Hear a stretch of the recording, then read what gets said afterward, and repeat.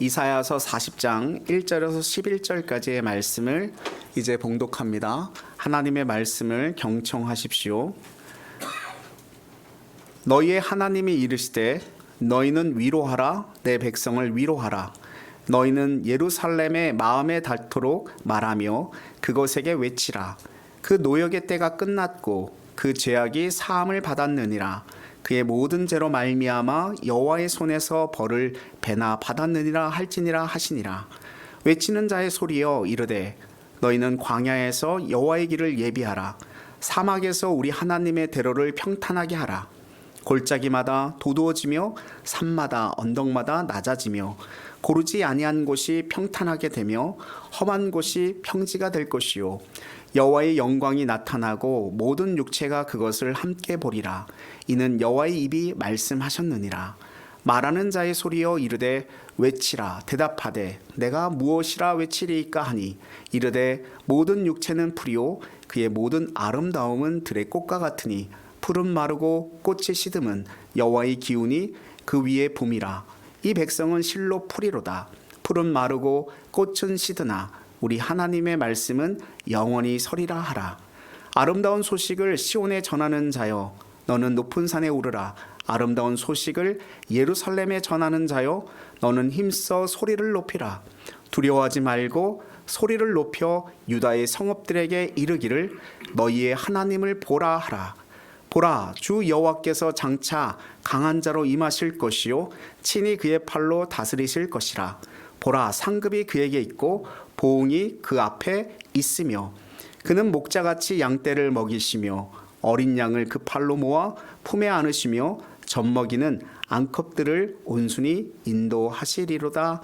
아멘. 이것은 살아계신 하나님의 말씀입니다. 할렐루야. 하나님의 은혜와 복이 저와 여러분에게 가득하기를 바랍니다. 축복합니다. 사랑합니다. 성령 충만하십시오. 인간에게 있어서 말이라고 하는 것, 언어라고 하는 것은 절대적인 중요성을 가집니다. 그래서 말 한마디로 청량빛을 갖는다라고 하는 말이 있는 것처럼 잘 사용된 말은 놀라운 능력을 발휘하게 되죠. 반면에 펜은 칼보다 강하다라고 하는 말도 있어요.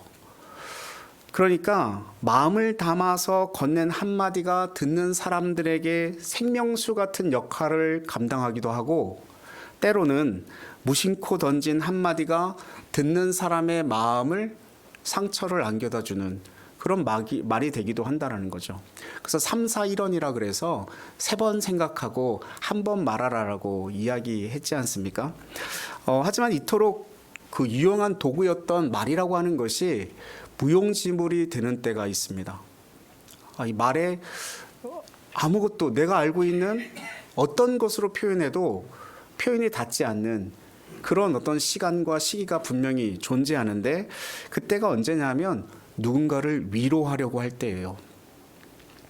큰 슬픔을 당한 사람을 위로해야 될 입장에 있다고 상상해 보셨으면 좋겠는데 소위 호상이라고 하는 장례식장에 가서 이 사람에게도 말할 그 유족들에게 말할 수 있는 말이 마땅하지가 않습니다. 특히나 더 큰 어려움을 당한 사람들, 상심을 가지고 있는 사람들에게는 어떠한 말로 저 사람에게 위로를 줄 수 있을까 생각해 보면 떠오르는 단어가 그렇게 많지 않아요. 그래도 뭔가 말해야 되겠다 싶어서 한마디 던지는데 던지는 순간 속으로 아차 싶습니다. 이 말을 해서는 안 되는 말이었나 그런 생각이 들 때가 가끔 저에게도 있어요. 어려움을 당한 분들의 경험을 들어보면요, 슬픔을 당했을 때 가장 어려웠던 그런 사람들이 뭐냐면 사람들이 위로의 말을 던진다라고 하는 건데 그게 그렇게 위로가 되지 않는다라는 거죠. 말로 상처를 주는 사람들 가운데 가장 잘하는 사람들이 어떤 사람들이냐면 믿는 사람들이래요. 하나님을 믿는 사람들. 왜냐하면 사고의 원인과 결과를 확신하고 그걸 다 하고 있는 것처럼 훤히 다 알고 있는 것처럼 그렇게 진단하고 평가하는 그런 말 때문에 힘들어진다는 거예요. 그것은 위로가 아니라 더 큰 아픔과 분노를 만들어낼 수 있는 가능성이 있는 거죠. 사실 상처되는 말이나 또는 껍데기 말을 할 바에는 침묵하는 게 오히려 날지도 모릅니다. 그냥 가만히 있어주는 거. 그렇긴 한데 아무 말도 안 하는 것도 때로는 상처가 된다고 이야기를 해요. 남편을 잃은 어느 교우께서 하신 말씀이 제가 기억이 나는데, 누군가가 나한테 와서 위로한다고 한 말이 상처가 되기도 했는데 다 끝나고 나서 아무 일도 없었던 것처럼 자에게 아무 말도 안 하는 것이 또 상처가 되기도 한다 그러더라고요. 말을 해도 문제고 안 해도 문제입니다. 그 위로라고 하는 것이 그렇게 어려운 거겠죠. 하나님은 예언자 이사야를 통해서 오늘 위로를 명령하시는데요. 1절 말씀 같이 한번 읽어보겠습니다. 1절입니다. 너희의 하나님이 이르시되 너희는 위로하라 내 백성을 위로하라. 아멘. 이사야를 통해서 이 말씀을 하셨을 때 유다 백성은 70여 년 동안 바벨론에서 포로 생활을 하고 있을 때입니다. 그들에게는 체념과 절망과 낙심과 탈진, 그 외의 단어로는 설명할 수 있는 삶이 아니었어요. 이러한 상황에서 하나님은 이사야를 통해서 말씀하고 있는 것이 위로하여라. 너희는 내 백성을. 이렇게 말씀을 하고 있는 거죠. 여기서 너희는 이라고 하는 것은 어떤 대상을 얘기하냐면 하나님을 의지하고 하나님께 소망을 품고 하나님을 믿고 살아가는 사람들이 너희는 이라고 하는 사람들이에요. 그 절망하는 순간에, 포기하는 순간에, 낙심하는 순간에, 힘들고 어려워서 희망을 찾지 못할 것 같은 그 순간에도 하나님의 소망을 놓지 않고 끝까지 하나님의 믿음을 지키면서 모든 사람들에게 위로자가 되었던 너희는 위로하라. 이렇게 말씀을 하고 있는 것입니다. 그러면서 2절에 위로의 근거를 다시 한번 제시해 주고 있어요. 2절 말씀 같이 한번 읽겠습니다. 너희는 예루살렘의 마음에 닿도록 말하며 그것에게 외치라. 그 노역의 때가 끝났고 그 제약이 사함을 받았느니라. 그의 모든 죄로 말미암아 여호와의 손에서 벌을 배나 받았느니라 할지니라 하시니라. 아멘. 제 고등학교 1학년 때 저희 그 학급이 공부를 이렇게 그 전 교에서 1등하는 반이었어요. 제가 1등한 게 아니고 저희 반이. 그런데 어느 날은 중간고사를 보고 그 기말고사 중간고사 1등을 하고 기말고사를 봤는데 그 도고반 1어반이 이렇게 나눠져 있었는데 도고반이 4개 반이 있었고 1어반이 6개 반이 있었는데 도고반에서 꼴등을 한 거예요. 4등을 한 거예요. 담임 선생님이 화가 나셔가지고 이 학급 끝나고 나서 전부 엉덩이 5대씩 맞을 각오를 하라고 딱 그렇게 얘기를 하셨어요. 그래서 이 시계줄을 풀고 그 이렇게 큰 몽둥이로 5대씩 때리는 거예요. 팍! 근데 그때 얼마나 긴장이 됐는지 몰라요. 맞아야 되니까. 내 순서가 언제쯤일까 막 긴장이 막 되고 있는 거예요. 제 순서가 됐어요. 막 벌벌벌 떨리더라고요. 가슴이 막 쿵쾅쿵쾅거리고. 그래서 제가 맞았단 말이에요. 5대를. 엄청 아팠어요. 너무 아파가지고 막 엉덩이 부젓고 막 비비고 막 이렇게 반해갔는데 마음은 편하더라고요. 맞기 전에는 불안하고 뭔가 긴장되고 많이 힘들었는데 맞고 나니까 이제 안 맞아도 되는 거예요. 지금 2절 말씀이 그거예요. 이스라엘 백성들은 지금 받을 벌을 다 받았다라는 거예요. 하나님께서 말씀하시되 이제 너희가 벌을 받을 수 있는 것은 없다. 네가 받을 것은 다 받았다. 충분한 벌을 받았다. 이렇게 위로하고 있는 거죠. 벌을 더 이상 받지 않아도 된다라는 것이 기쁜 일이지만 더 기쁜 것은 무엇이냐면 하나님과의 관계가 회복되어질 수 있다라는 거예요. 뭐로 말미암아? 내가 받아야 될 벌로 말미암아, 그 죄사함으로 말미암아 하나님과의 관계가 회복되어질 수 있다라는 거예요. 70년 내내 포로 생활이 참으로 힘겨운 것이었지만 그것으로 인해서 하나님과 그들 사이에 모든 채무가 해결되었다라고 하는 사실이 그들에게 큰 위로가 되기에 부족함이 없었습니다. 그뿐 아니에요. 만군의 주 하나님께서 그들을 구원하러 오신다라고 말씀하고 있습니다. 10절 11절 말씀에 보면요, 더 이상 심판자로 오시는 것이 아니고 어떤 하나님으로 오셔요? 상 주시는 하나님으로 오십니다. 목자와 같은 심정으로 오신다라는 거예요. 그래서 예언자 이사야는 구원자로 오시는 주님을 맞아들이기 위해서 광야의 길을 닫고 모든 계곡을 메우고 산과 언덕을 깎아서 평지로 만들라라고 말씀을 합니다. 그게 3절 4절이에요. 이것은 비유인데 하나님께서 그들에게 오셔서 구원하시는데 장애가 될 만한 것들은 모두 치우라고 하는 뜻입니다. 다른 말로 얘기하면 죄로부터 돌이키라고 하는 뜻이고, 좌절과 절망으로부터 다시 일어서라는 뜻이고, 해이, 의심, 불신 이것으로부터 다 떨쳐내라는 뜻입니다. 그렇게 하면 주님의 영광이 나타날 것이고 모든 사람이 그것을 함께 보게 될 것이다. 이렇게 분명하게 이사야 선지자는 말씀을 선포하고 있습니다. 여기서 우리가 확인할 수 있는 것 사실 하나가 있어요. 그게 뭐냐면 위로라고 하는 것은 말로 되는 것이 아니라는 얘기죠.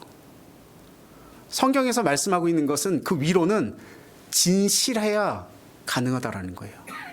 진심을 담아야 위로라고 하는 것이 된다라는 얘기예요. 우리는 위로하기 위해서 적당한 말을 찾지 않습니까? 근데 하지만 하나님께서는요, 말씀하시는 거예요. 그것과는 달리. 유다 백성들을 서로 위로하라고 명령하시지만 그 위로의 적당한 말과 표현을 말씀해 주지 않으세요. 그냥 진실함을 말씀해 주십니다. 그 진실의 근거에서 위로하라고 말씀하시는 겁니다. 우리가 흔히 사용하는 위로의 말들이 껍데기처럼 들릴 때가 있고 때로는 상처가 되어지는 그런 경우가 있는데, 이 이유가 거기서 드러나는 부분이에요. 그 말이 진실에 부합하지 않기 때문에 그런 것입니다. 그 위로하는 말이 진실에 부합되지 않기 때문에 위로로 받아들여지지 않고 위로가 되어지지도 않는 거죠. 당신이 어떻게 느낄지 압니다 라고 하는 말이 위로가 되지 않는 그 이유는 당사자가 아니고는 그 아픔의 깊이를 알 수 없기 때문에 그래요. 하물며 나도 똑같은 경험을 했어요 라고 할지라도 다릅니다. 같을 수 없어요. 지금은 무너질 때가 아닙니다 라고 하는 말이 힘이 되지 않는 이유는 진실이 아니기 때문에 그래요. 무너질 때는 무너져야죠. 쓰러질 때 쓰러져야죠. 그래서 넘어져야 할 때 잘 안 넘어지려고 하다가 더 크게 다치는 거죠. 넘어질 때는 확실하게 잘 넘어져야 정확하게 다치지 않습니다. 눈물 그만 흘려. 이게 울어야 할 때는 울어야 되는 거 아닙니까? 지금 당신이 받고 있는 고난은 위장된 축복이야. 이거는 어떻게 보면 맞는 말이죠. 성경에서 말씀하고 있는. 근데 이게 위로가 되지 않는 것은 그 당사자가 그것을 깨닫기 전까지는 그건 아픔이고 슬픔일 뿐입니다. 그래도 나보다는 낫지. 내 어머니는 젊으실 때 돌아가셨는데. 여러분, 슬픔이라고 하는 것은요, 비교하여서 당신 슬픔이 더 슬프고 내 슬픔은 조금 덜 슬퍼, 이렇게 말할 수 있는 단순 비교의 대상이 아닙니다. 하나님이 너무나 사랑하셔서 빨리 데려가셨어 라고 하는 말도 하나님의 사랑을 너무 단순화시키는 거 아닙니까? 그러면 저는 하나님이 덜 사랑하셔서 안 데려가시는 겁니까? 그렇지 않잖아요. 그렇게 보면요, 위로는 좋은 말로 되는 것이 결코 아니라는 얘기죠. 진실을 알고 그 진실을 받아들일 때 참된 위로가 가능합니다. 때로 한마디 말로 엄청난 위로를 경험할 경우가 있습니다. 그것은 어느 경우냐면 그 말이 진심을 담고 하는 말이기 때문이기도 하고, 그걸 받는 당사자가 위로로 받아들이기 때문에 가능한 것이죠. 그래서 진정한 위로를 얻기 위해서 우리가 해야 될 일은 뭐냐면 진실을 찾아야 됩니다. 누군가에게 위로를 전해주고 싶다면 진실이 무엇인지를 잘 찾을 수 있어야 돼요. 그것을 담아내야 되고요. 그 말을 듣는 사람이 그 진실에 눈뜰 수 있도록 지혜롭게 말할 수 있어야 됩니다. 하지만 위로의 첫걸음은 두말할 것 없이 진실을 아는 거예요. 그러면 이런 문제가 우리에게 남아있죠. 진실을 어떻게 알까요? 어떤 상황에서 진실을 보려면요, 전체를 볼 수 있어야 됩니다. 큰 그림을 볼 수 있어야 작은 사건의 진실을 볼 수가 있어요. 그 미로 찾기를 해보신 적이 있는지 모르겠습니다. 미로를 찾으러 이렇게 문을 들어가면 이 어디가 길인지 도통 알 수가 없어요. 헤매다 결국 그 종착지 나가는 문을 이렇게 찾아서 들어가서 이렇게 종을 치게 되는데, 종을 치고 이렇게 멀리 내다보면 이 경로가 정확하게 다 보여요. 한눈에 보입니다.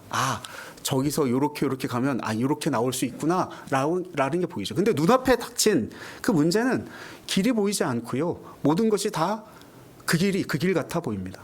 정확한 진실을 알 수 없는 거죠. 우리의 삶의 문제도 마찬가지예요. 눈앞에 있는 문제만 집중하면 진실이 보이지 않습니다. 진실이 보이지 않아요. 그 문제를 싸고 있는 큰 그림, 전체 그림, 그것을 조명해 보아야 그게 진실하게 보이기 시작해요. 저 사람이 지금 나한테 말하고 있는 게 저게 어떤 큰 뜻을 가지고 말하고 있는 건지 큰 그림으로 봐야 저 사람의 말이 이해가 되는 거예요. 그냥 지금 말하고 있는 것만 보면 화가 나기도 하고 분노가 치밀기도 하고 억울하기도 하고 답답하기도 할 수 있는 거죠. 근데 큰 그림 속에 그 말을 들으면 전혀 다른 의미로 받아들일 수 있는 눈이 생겨지는 것이고, 그 마음이 생겨진다라는 것입니다. 전체를 본다라고 하는 것, 큰 그림을 본다라고 하는 말은 눈에 보이지 않는 현실까지도 다 보는 거예요. 그러니까 눈에 보이지 않는 현실을 보지 못하면 전체를 보지 못하는 겁니다. 영적 차원을 인정하지 않는 사람은 동의하지 않게 되겠지만, 우리가 사는 이 세상이 보이지 않는 하나님 나라의 일부라고 하는 것을 우리는 받아들일 수 있죠. 물론 믿지 않는 사람들은 속고 있다라고 이야기하고 무지하다고 이야기하고 있고 어리석다라고 말할 수 있지만, 성경은 그들이야말로 진정으로 무지한 사람이고 어리석은 사람이라고 말하고 있습니다. 오늘 읽은 본문 말씀에서 하나님은 유다 백성들에게 보이지 않는 세계를 보도록 권하라고 말씀하십니다. 누군가 예언자 이사야에게 너는 외쳐라. 그럼 내가 무엇을 외쳐야 됩니까? 이렇게 되물어요. 오늘 본문 6절, 7절, 8절 말씀인데 같이 한번 읽어보도록 하겠습니다. 같이 읽습니다. 말하는 자의 소리여 이르되 외치라. 대답하되 내가 무엇을 외치리까 하니 이르되 모든 육체는 풀이요 그의 모든 아름다움은 들의 꽃과 같으니 풀은 마르고 꽃이 시듬은 여호와의 기운이 그 위에 붐이라. 이 백성은 실로 풀이로다. 풀은 마르고 꽃은 시드나 우리 하나님의 말씀은 영원히 서리라 하라. 아멘. 이 말씀을 읽으면 저절로 고개가 끄덕여져요. 그렇지. 우리 육체는 풀과 같지. 우리의 삶은 꽃의 시듬과 같지. 우리의 어떤 성공과 명예와 권력이 영원할 것 같지만 그렇지 않죠. 그렇지 않아요. 시듬이 있어요. 내려감이 분명히 있어요. 그래서 인생을 아침 안개와 같다고 하고 아침 이슬과도 같다고 이야기하잖아요. 참되고 영원한 것은 어디에만 있습니까? 하나님께만 있대요. 하나님께만. 이 세상의 모든 것은 변하고 바뀌지만 하나님의 나라는 영원하다라는 거예요. 그래서 우리가 이 세상을 살아갈 때 늘 연관지어서 생각해야 될 것은 하나님의 나라와 연관지어서 살아갈 수밖에 없습니다. 우리에게 일어나고 있는 모든 일들이 하나님 나라에서 하나님께서 의도하셔서 하나님께서 개입하셔서 하나님께서 주관하셔서 지금 이런 일들이 일어나고 있다. 하나님 나라와 관계없는 일은 하나도 없기 때문에, 그렇기 때문에 우리에게 어떤 일이 일어났을 때 믿음의 눈으로 하나님 나라를 바라볼 수 있어야 되죠. 그래야 진실을 제대로 볼 수 있습니다.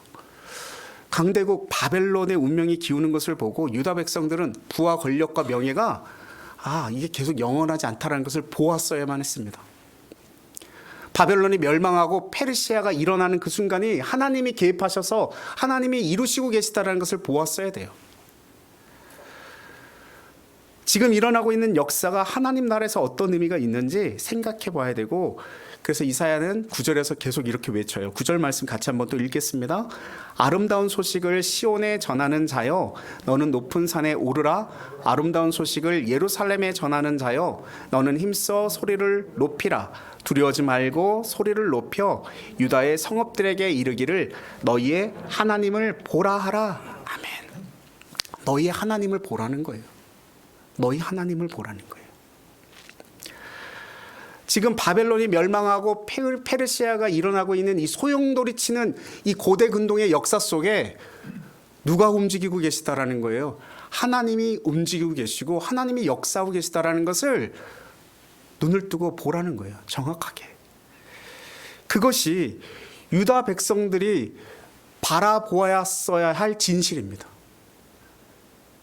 그럼 잠시 우리 인생의 삶을 돌아보면 저와 여러분의 인생의 삶에서 계속 일어나고 있고 벌어지고 있는 이 사건들과 문제들과 고민들과 걱정들과 염려들과 어려움과 고난과 성공과 부와 명예 모든 것이 다 누가 이루시고 계신 거예요?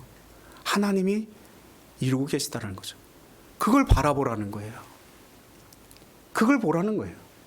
내가 질병이 생기고 내 사업이 무너지고 내 사업이 성공하고 내가 건강해지고 이 모든 일들이 하나님이 이루신다라는 거예요. 그것을 바라보면서 외치라는 거예요. 약소국의 백성으로서 강대국의 틈바구니에서 살아남기 위해서 웅크리고 있지 말고 쪼그라들고 있지 말고 구겨져 있지 말고 활짝 펴서 선포하라는 거예요. 외치라는 거예요. 자신의 마음에도 외치고 이웃들에게도 외치라는 것입니다. 뭐라고요? 우리의 하나님이 여기 계시다. 살아계신 그 하나님께서 지금 이곳에 계시다. 여러분 믿으십니까? 하나님이 지금 이곳에 함께 계심을 믿으십니까? 그 하나님을 바라보라는 거예요. 그 하나님을.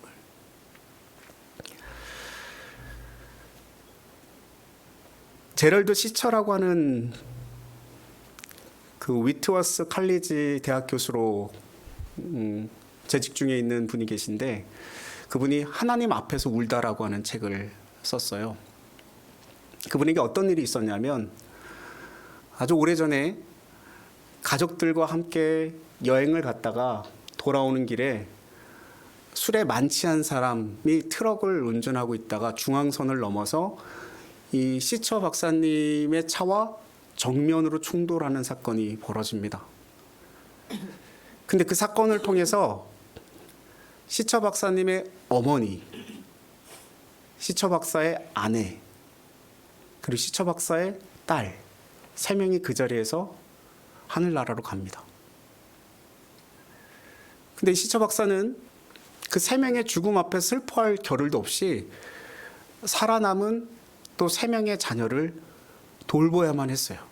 부상당하고 아파하고 있는 신음하는. 그래서 병원에 데려가서 치료하면서 늘 힘들어하고 아파하고 있는 그 자녀들을 보면서 잠시 동안은 어머니와 아내와 또 딸을 하늘나라로 보낸 그 아픔을 잠시는 잊고 있을 수 있었지만 조금 시간이 지나자 심한 우울증과 격한 이 감정의 소용돌이 속에서 헤어나올 수가 없었어요. 이 사람은 물론 신앙을 가지고 있는 사람이었습니다. 믿음을 가지고 있는 사람이었어요. 근데 그가 가지고 있는 신학적 지식과 성경적 말씀을 통해서도 도대체 이것을 이해할 길이 없는 거예요.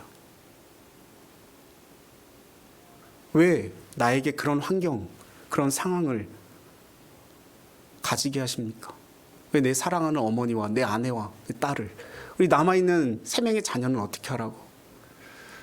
도대체 그때 그 현실에 하나님은 어디에 계셨습니까? 라는 질문이 그 사람을 무신론자의 어떤 길까지 가게 합니다. 신은 없다. 근데 그 위치와 상황 때문에 뭐 어쩔 수 없이 교회는 가서 예배는 드리지만 하나님이 정말 계신가? 라고 하는 의심을 계속 품고 신앙생활을 계속 했었던 사람이었어요. 근데 어느 날인가 밤에 누워서 뒤적뒤적 잠을 이제 청하면서 자려고 하는 상황 가운데 신비한 것을 경험하게 되는데 이게 꿈인 건지 환상인 건지 자기 스스로도 알 수 없다 그러답니다. 자기와 그 3명의 자녀가 그때 그 사건 현장 속에 서 있었더래요. 근데 서서 있는데 자기 어머니와 아내와 딸을 앗아갔던 그 동일한 차가 동일하게 부딪히는 사고 현장을 눈으로 목격하게 됩니다. 그리고 그 혼란스러웠던 그 상황 속에서 사람이 죽고 사고가 나는 것을 일일이 다 목격해요. 참 괴로웠겠죠. 근데 그 순간에 아주 놀라운 어떤 일들을 관경하게 되는데 그 책에 이렇게 기록되어 있어요. 제가 읽어드릴게요. 갑자기 아름다운 빛이 나고 사고 현장을 감쌌다. 그 빛은 주위를 밝게 비추었다. 그 빛 때문에 우리는 모든 게 부서진 사고 현장의 아주 세세한 부분들까지 볼 수 있었다. 그러나 그 빛 때문에 우리는 그곳에 계시는 하나님을 보았다. 나는 그 순간 하나님께서 그때 사고가 일어난 그곳에 계셨다라는 것을 알게 되었다. 하나님께서는 우리가 사랑하는 사람들을 천국으로 맞아들이기 위해 거기 계셨다. 하나님께서는 또 우리를 위로하시려 거기에 계셨다. 그분은 사고에서 살아남은 우리를 새로운 삶의 길로 보내려고 그곳에 계셨다. 이성적으로 혹은 말로는 설명할 수 없는 일이지만 시처 박사님은 그렇게 알아졌고 그렇게 믿어졌습니다. 살다 보면 그런 때가 있을 수 있는 거죠. 시처 박사님은 이 경험을 통해서 자신에게 일어난 변화에 대해서 이렇게 책에 또 고백하고 있는데요. 이 백일몽을 경험하고 나서도 나는 왜 사고가 일어났는가 하는 물음에 대한 답을 얻지 못했다. 또 그 사고가 나에게 유익했다라고 하는 확신도 얻지 못했다. 사고로 인한 나의 슬픔을 씻고 행복을 대신 얻지도 못했다. 그러나 평화를 얻었다. 그날 이후로 나는 하나님의 주권이 저주가 아니라 축복이라고 하는 사실을 믿기 시작했다.